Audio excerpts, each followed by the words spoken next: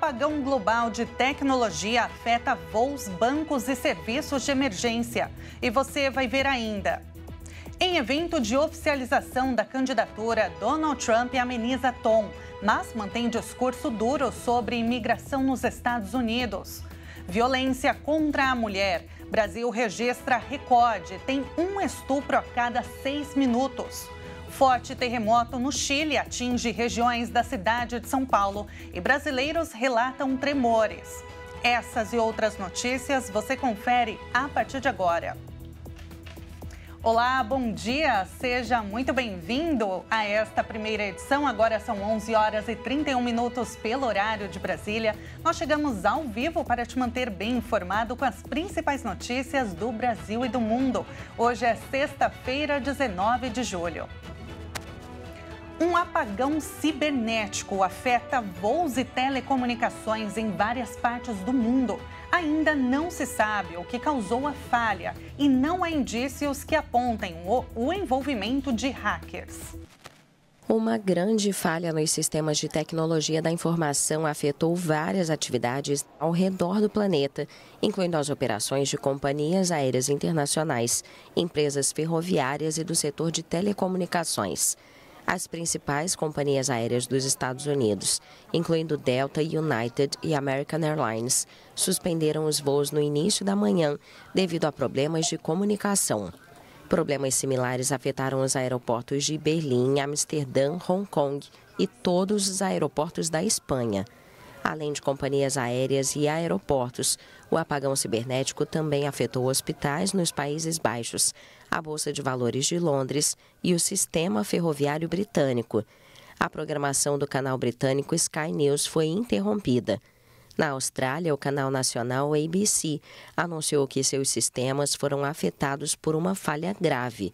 Em um comunicado, a empresa americana Microsoft informou que estava adotando medidas para mitigar a situação após os problemas detectados. Não está claro se os problemas mencionados estão relacionados às falhas de TI a nível global.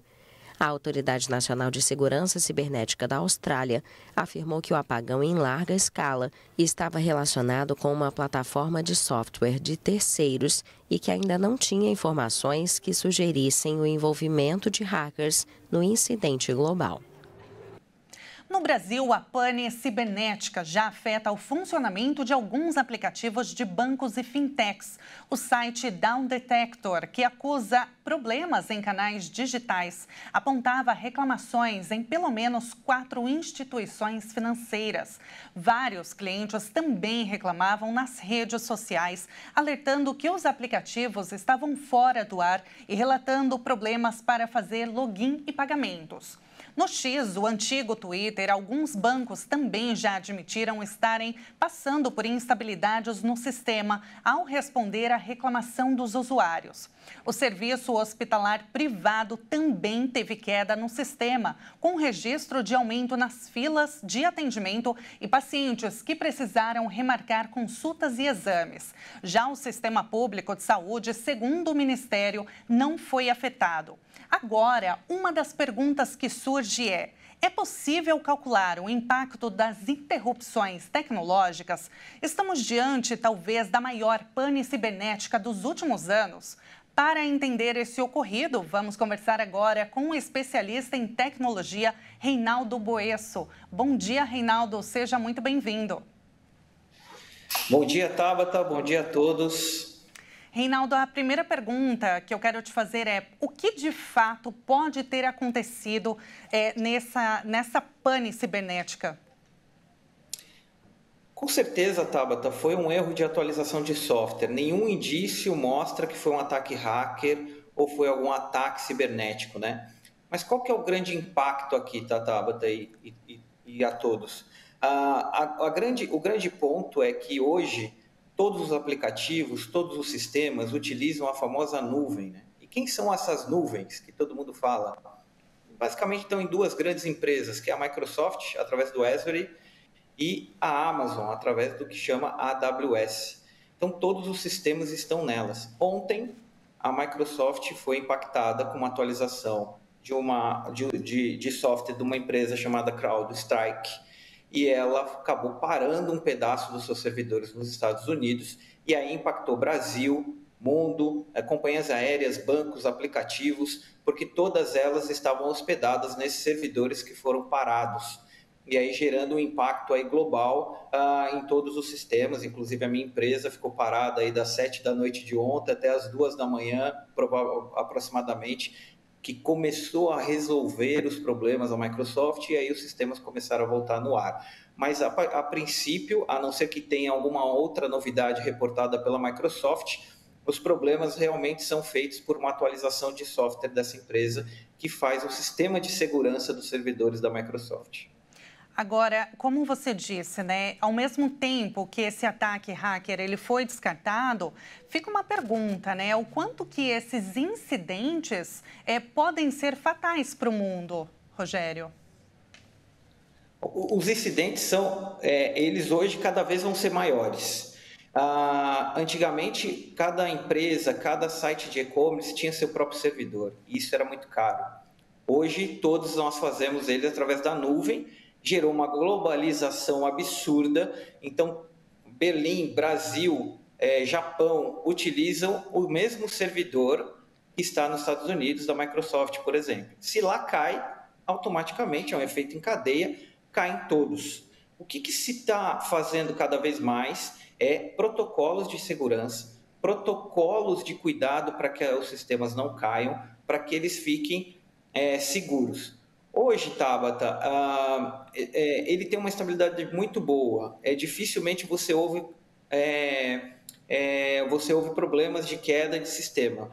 Mas estamos 100% amarrados a empresas que cuidam desses servidores. Então, hoje, a não ser que você crie um custo de redundância, que é um custo alto, e aí é uma alternativa, uma queda na Microsoft ou na Amazon gera, obviamente, uma queda em massa dos aplicativos, porque é uma reação em cadeia.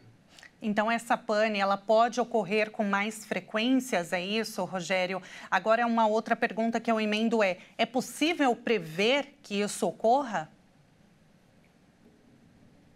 A primeira pergunta mais frequência? Pode ocorrer, mas a gente fala na área de tecnologia que é que nem quando acontece algum acidente em aéreo, sistemas, você cria novos protocolos de segurança para que o mesmo erro não ocorra.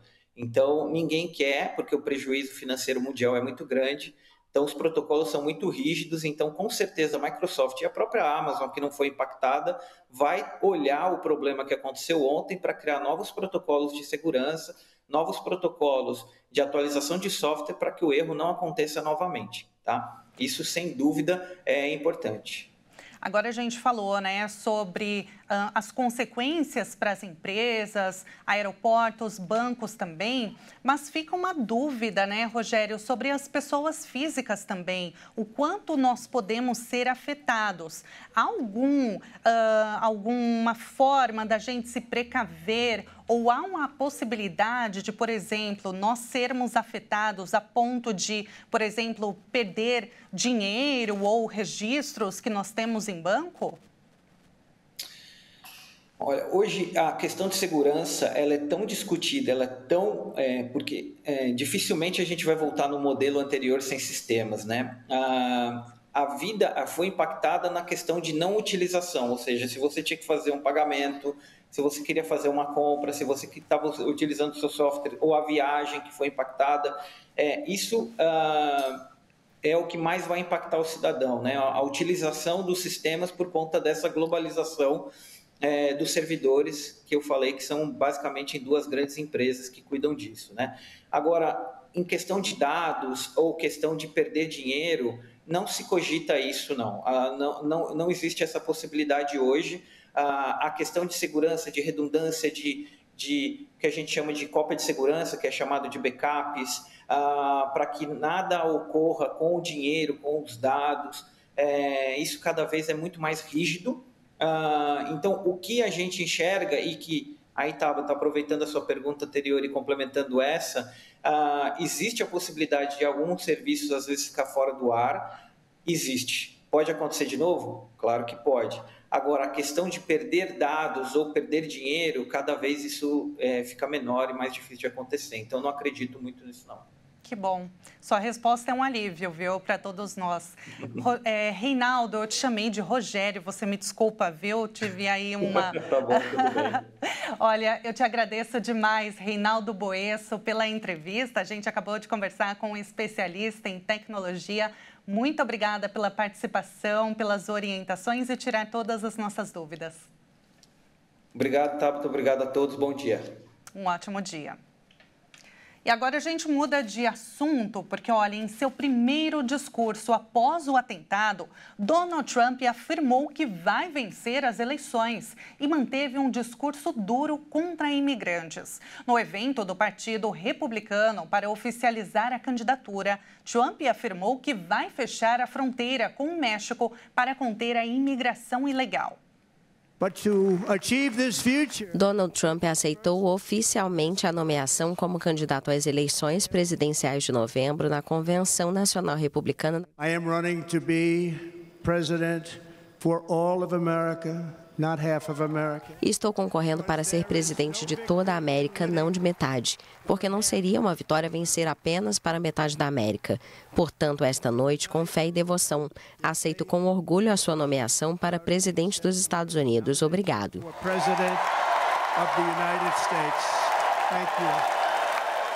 Depois de sofrer um ataque, Trump pediu para não demonizar as diferenças políticas e pediu aos seus rivais democratas que parem de usar o sistema judicial como arma.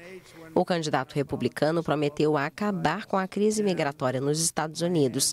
Disse que fechará a fronteira com o México no primeiro dia de mandato e garantiu que El Salvador, onde o presidente Nayib Bukele trava uma guerra contra as gangues, e na Venezuela a criminalidade caiu porque estão enviando seus assassinos para os Estados Unidos.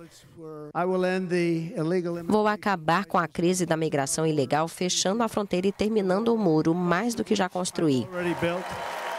Sobre a tentativa de assassinato que sofreu, Donald Trump agradeceu a Deus por ter sobrevivido e aos agentes do serviço secreto que o protegeram no palco. E o presidente americano Joe Biden apresenta sintomas leves da Covid-19, um dia depois de testar positivo para a doença. A Casa Branca disse que o presidente não está com febre e que seus sinais vitais permanecem normais. E por isso ele segue trabalhando na campanha de reeleição.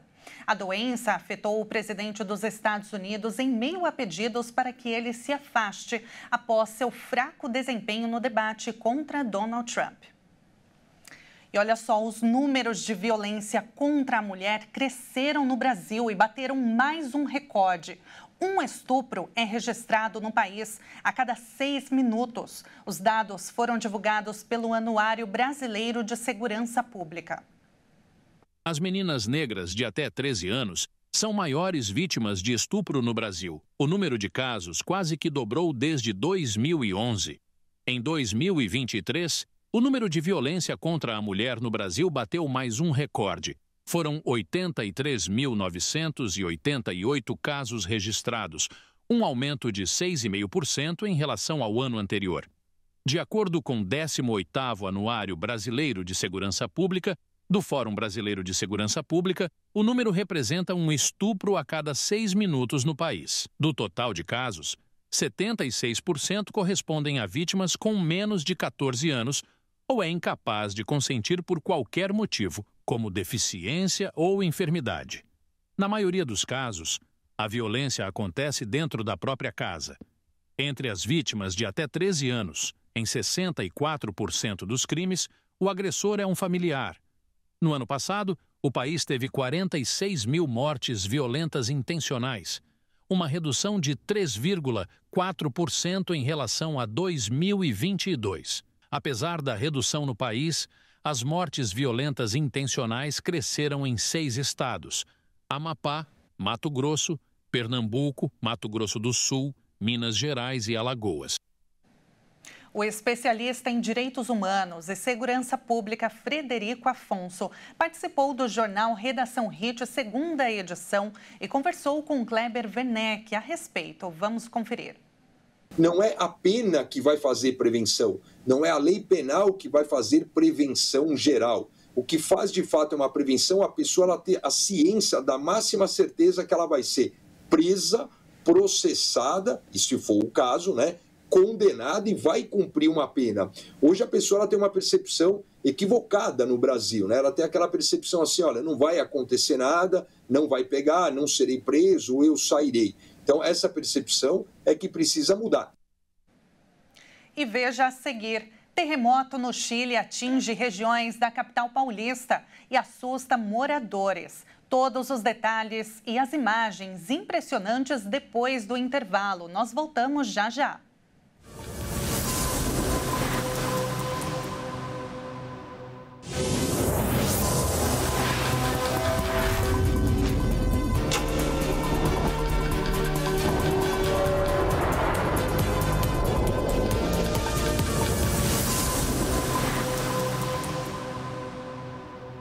E nós estamos de volta com as principais notícias do Brasil e do mundo, agora 11 horas e 48 minutos. Um forte terremoto no Chile atingiu várias regiões de São Paulo na noite de ontem. Nas redes sociais, brasileiros relataram terem sentido o imóvel tremer e publicaram vídeos de plantas e objetos balançando. Segundo o Serviço Geológico dos Estados Unidos, o terremoto de magnitude 7,3 ocorreu a 126 quilômetros de profundidade e atingiu a região próxima ao deserto do Atacama, no norte do Chile, perto da fronteira com Bolívia e Argentina. Um sismo dessa magnitude causa sérios danos, como prédios destruídos em regiões habitadas.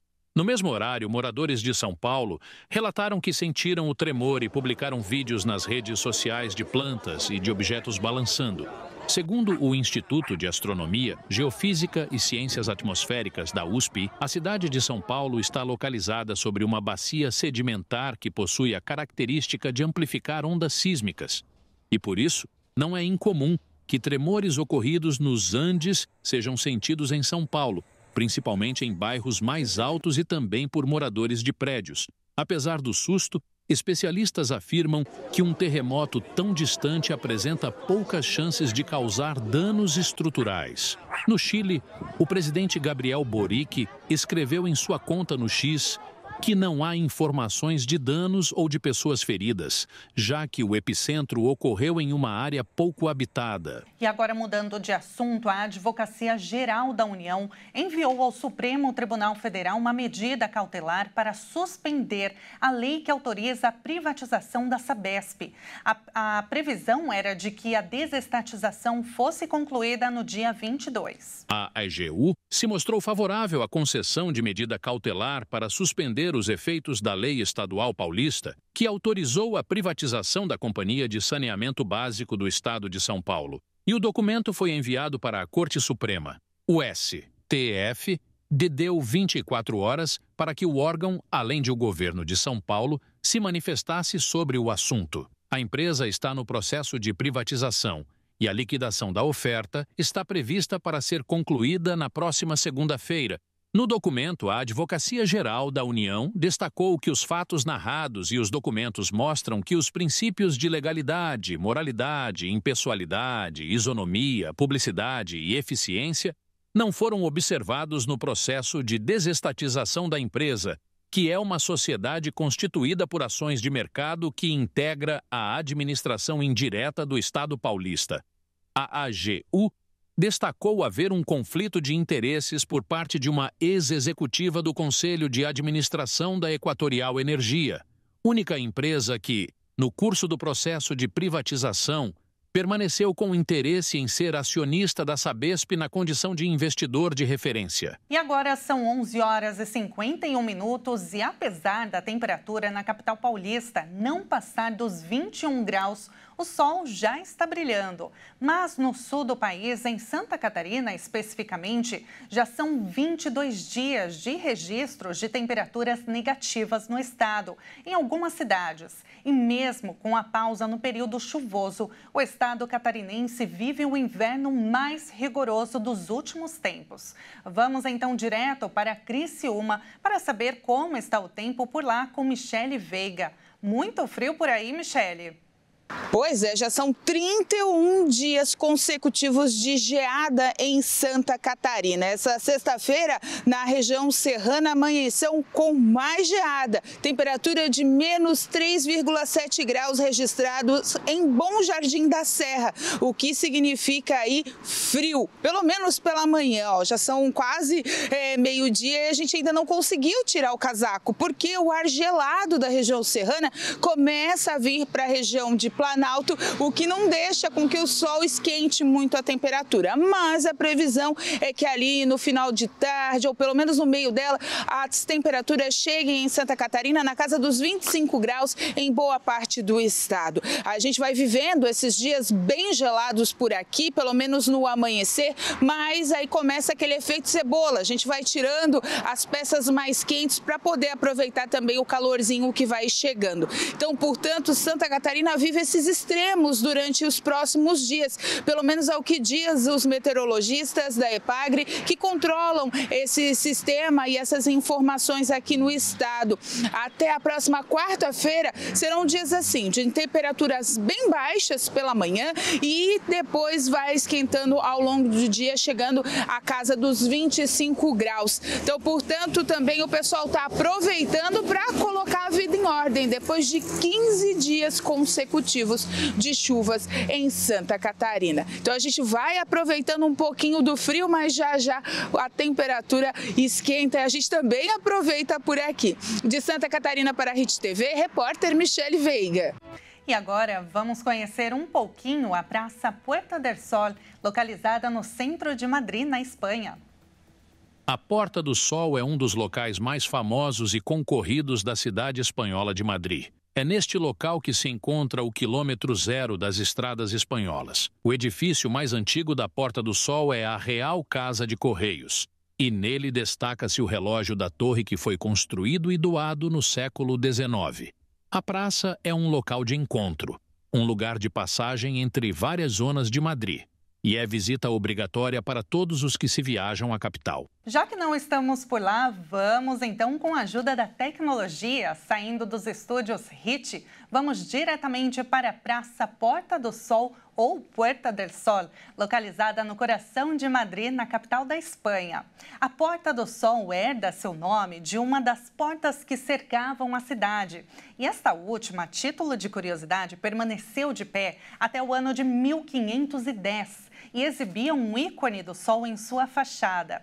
Todo dia, olha só, dia 31 de dezembro, na passagem de um ano para o outro, soam 12 badaladas, que são um sinal para os moradores de todo o país seguirem um costume tipicamente espanhol. Sabe o que é? Comer 12 uvas. Parece estranho, né? Mas esse costume surgiu em 1909, com o objetivo de vender a produção de uvas. E por lá, então, se tornou um costume. Agora, por lá já passa das 16 horas, 5 horas à nossa frente. E com essas imagens que encerramos esta edição. Muito obrigada pela sua companhia, uma ótima sexta-feira para você e até mais.